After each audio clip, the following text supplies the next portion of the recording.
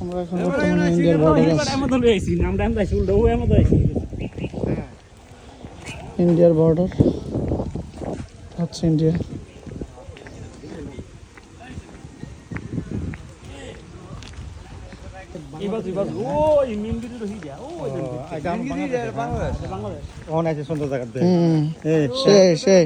সেরকম সুন্দর না ভাই, মাশাআল্লাহ।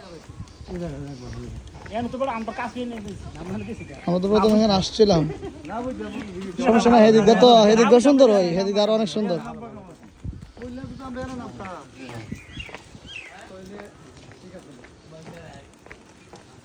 এই যে বিল্ডিং দেখা যাচ্ছে দূরে, এটা হচ্ছে ইন্ডিয়া।